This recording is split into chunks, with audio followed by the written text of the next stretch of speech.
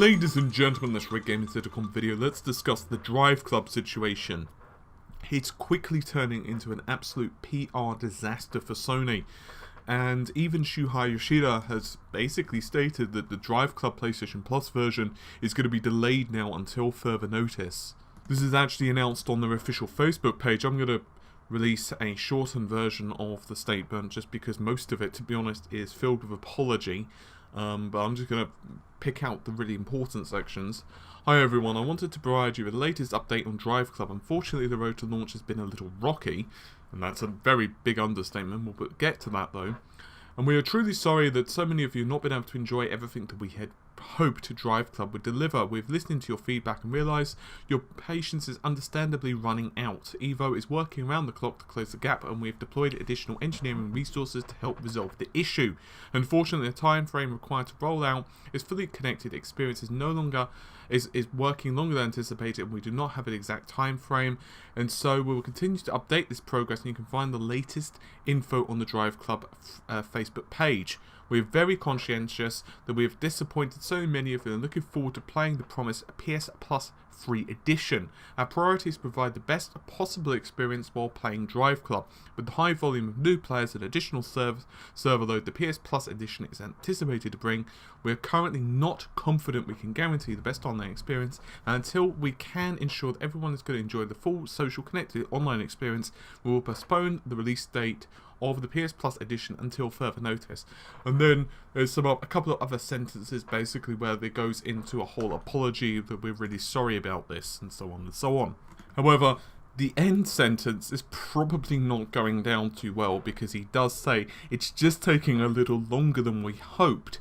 Now, to say that people's patience of this is running out is an understatement. We'll get into the nitty-gritty of this in just a second, but what I do want to point out, of course, just to get everyone onto the same page, is that this title was originally planned to be part of the PlayStation 4's launch. And indeed, we actually have a statement, once again, from Shuhei. This was way back, over a year ago now, the 18th of October, 2013. There's a couple of stories, slightly different dates, but I believe this is when it originated. And they basically stated that the title was going to be delayed until early 2014. This would be the release of DriveClub and the PlayStation Plus edition. And they basically gave away a fairly good game, actually, Contrast, in place of it. Because effectively they'd promised DriveClub. People were like, well, where is it? They realised they weren't going to be able to get it out on time, and they gave us a second game in replacement. So, okay, Contrast is pretty good, but for many people who had bought a PlayStation or had pre-ordered a PlayStation were looking forward to the PlayStation 4 for DriveClub, obviously there was some disappointment. However, we didn't mind too much at that point. We were a bit disappointed. However, the title was going to be released, what we thought, early 2014. There was not a specific release date, but early 2014, of course, would imply, say, January, February, March at the very latest. But that's just not materialised, and if you read over the normal gaming forums, if you look at even their official Facebook page and so on, it's obvious that people are starting to get very upset with this. It's been a really big disaster, particularly when you consider that the titles cost them a lot of money in development, and you consider that it's a new IP. Many are actually comparing this to even a bigger failure than the Battlefield 4 launch, and in many ways it's probably considerably worse than the Battlefield 4 launch. It's not to say that the Battlefield 4 launch wasn't a disaster. It definitely hurt DICE and Electronic Arts as a whole and the BF4 brand, but it was already established in the hearts of mind of gamers, and to a degree, many would argue it was a slightly better state than what we've got now. Yes, there were definitely problems, especially with the PC version on launch. Performance was a bit hit and miss, for example, but overall, you could play it with the exception of some problems with one or two game modes. With the PlayStation Plus version, we've had a lot of issues.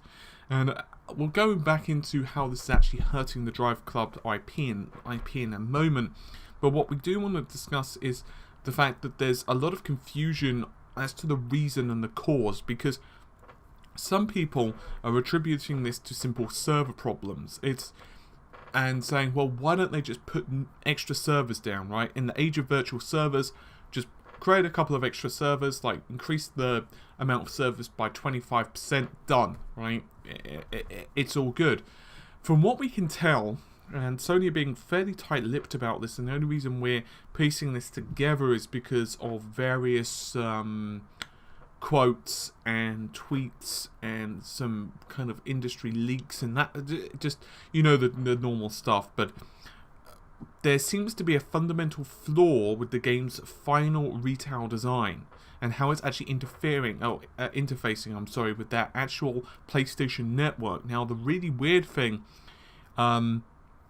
is that, as I said, Sony's PlayStation Network as a whole is fine, and back in the public beta there wasn't really any problems with this. It seemed to work absolutely flawlessly. However, of course, A, it's a beta and there are less people, and B, you're not running the whole game code. So it could have been something like that is the issue. So what Sony are basically concerned about is, hey, the game's barely working effectively for people who have plonked down money. And there are already warnings popping up for the full retail releases of this title that, hey, if you buy this, you might have problems on launch, and that doesn't look good for anyone. I imagine some people are already trying to get their money back with this title. And obviously, in terms of consumer confidence, this is very bad for a new IP, because it's like, if DriveClub 2 is released, people are going to remember this stuff for quite some time. Now, in regards to the PlayStation Plus version, and the fact that people are associating with the fact that they basically bought the system, or they bought PlayStation Plus, or basically bought into this whole thing, thinking they're going to have a free title. Now, we can argue about the morals of this, because there's two sides to the argument. The first is that it's promised it will come. You're not paying money. You didn't pay $30, $40, whatever it was for the title. You know, when it comes, and your PlayStation Plus subscription, you know, that's between you and the fact that you can play other online games and other titles available for free, and you've got the discounts and so on and so on and so on. So there you have it. On the other hand, the other side of the argument, which many people are using, is the fact that Sony promised it as part of a free launch game. They used it promotionally for the PlayStation 4, and the fact that to them they are paying for it because they're basically paying the PlayStation Plus. Now, I don't really want to get into the morals of this because, quite honestly, it really depends on your perspective. But the problem with this type of situation is it just continues to degenerate. And even if we discount the fact that the PlayStation Plus edition has been effectively delayed until whenever, it becomes then a major issue of, well, what about the paid version? Because people aren't happy about that either. Now, to be totally honest, Sony are in a bit of a rock and a hard place. They are giving more people to the project. They're basically putting more and more resources into this because they know it's a bit of a PR disaster. And quite frankly, I don't necessarily, I don't blame Sony for this. It's not as though, you know, it's mismanagement from Sony. Another issue that, and this is to do with the whole blame game, if you will, but many assume or act like Evolution Studios is part of Sony, as in literally they're down the office to Shuhei, you know, walk 5 meters down the corridor and they're in, the door marked Evolution Studios room 15B, and that's of course not the case. There are a lot of independent studios that are working for Sony on various projects. Some are secret, some of course are not so secret, and Sony effectively, yes, Sony may bankroll them in some cases, they are the publisher, whatever arrangement they happen to have, and of course if they have specific questions, like, you know, they have hardware issues, like they need help with, say, SDKs or engine or whatever's required, Sony are effectively there to help them. But effectively that studio is, for the most part, expected to manage and control their own IP to make sure that the services are running correctly. And so, effectively speaking, it's not like Sony are there to do quality controls on every single line of code. Yes, they'll obviously have to ensure that the title meets certain criteria, but they are not there making sure, you know, that there's no bugs in the code, and, you know, basically standing over the management's shoulder. In other words, trust is implied with this type of role, because at the end of the day, you are a first-party studio, and therefore trust is kind of part of any business relationship. I think the big issue here is that Evo are definitely taking a massive credibility knock, and I don't see the situation getting any better for quite some time, and I think it's a bit of a shame, because DriveClub itself, it looks a really cool game. And from the wording of the message, it does seem that we're not going to be seeing this in the next few days. You know, it's not like it's going to be a month down the line. They're going to be working on it for some time. And obviously, the longer we have to wait for it, it becomes to the point where, well, quite honestly speaking, are they just going to give up on the title? Are they just going to say, hey, you know, at some point we're just going to give the game away for free? It's a really bad situation. I don't really envy Sony in this one. I definitely think they've made a bid. Well, it's not really their fault, to be honest, but people are naturally blaming them anyway. In fact, I'm actually seeing some people say, well, you know what?